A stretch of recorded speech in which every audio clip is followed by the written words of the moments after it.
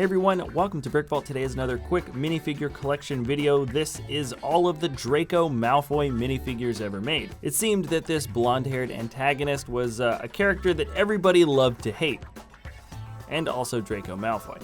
Included in this collection are just 8 figs. Let's go through them chronologically, check out the sets they came out in, and if these guys are worth anything nowadays in their collectability. The first guy here, the first Draco Malfoy ever made, was released in 2001 in conjunction with the first Harry Potter movie, and actually came out in 5 different sets. I believe that the very first set he ever appeared in was the Hogwarts Castle, the original, and the detailing on his body is relatively basic. Any of the students wearing Slytherin uniforms for any of the early movies all had the same prints, and the only thing that makes him unique is the print that makes up his face. A relatively appropriate expression for this Draco character, and this guy brand new on Bricklink would sell for $4. The next Draco character came out just a year later for the Chamber of Secrets movie, and he only appeared in the set Quidditch Practice. What makes him unique, of course, is the detailing on the body that shows his Quidditch uniform, a nice bright green for the Slytherin colors, and you probably could have guessed, but there is no printing on his back. He too is just $4 considering the body was released in another set later down in the years. So we can move on now to the next Draco. He also was a Chamber of Secrets release, but actually came out the next year in 2003. And the printing here on his body is a good example of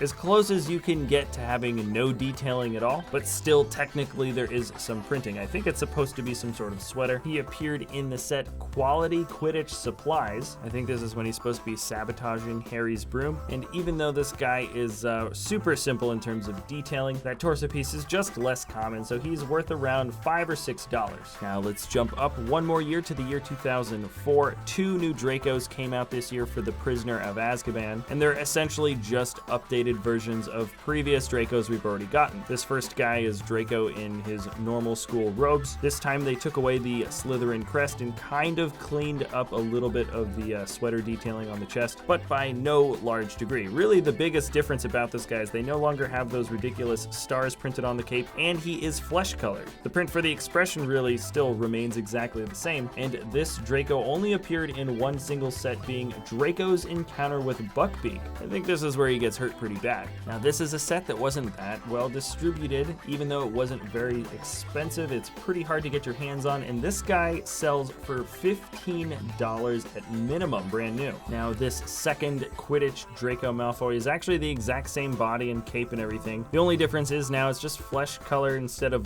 the classic yellow skin, which is sort of a letdown. But anyways, this guy was released in the Hogwarts Castle set. This is the 2nd edition of it, and this guy brand new is around $10 or $11. And really what makes these other 2 Malfoys worth a bit more isn't necessarily the printing on their bodies, but actually this particular expression of Malfoy's face was only ever printed onto a flesh colored head these 2 times, which makes the head the rare piece for these minifigs. Now, no new Draco Malfoy figs were produced for the next 3 years until the Hogwarts Castle 3rd edition, actually. And this time we get a Draco with the exact same body as the previous school-dressed Draco, and the only thing that makes him unique is the expression on his face. Technically, this expression appears on a few soldiers that Indiana Jones is fighting in the years that come after the release of this set, so in essence it really shouldn't be that rare, but this minifig sells for roughly $10 brand new. Now we're jumping up to the last year this guy was ever produced. In 2010, 2 new Malfoys came, Draco Malfoys, and this guy here is definitely my favorite. This is the most recent updated version of the Quidditch Draco, and the figure just feels very complete. We have really nice sweater detailing on the front,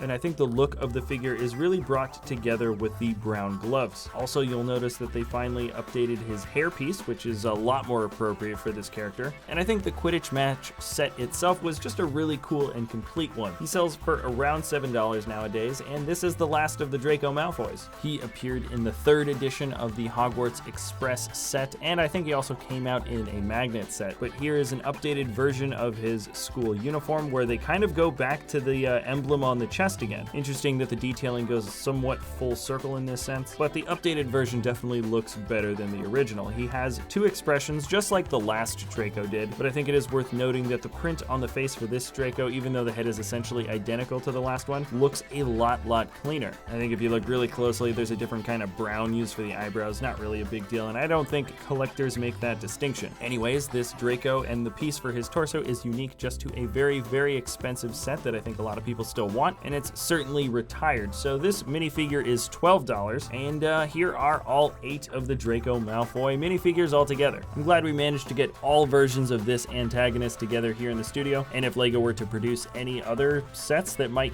produce a different Draco Malfoy, I think it would be kind of cool to get a Hogwarts Express where everybody's a bit older, like that last chapter in the last book. I don't know, a lot of people didn't really like that scene, but anyways, I think it would be kind of cool to have the older versions of the characters. So anyways, that is it for this episode. Thanks a lot for watching. If you guys like our content, you can always like this video or subscribe. And if you also have any ideas about another collection you want to see in the future, let us know in the comment section below. All right, that's it. Thanks a lot for watching, and we'll see you next time at Brick Vault.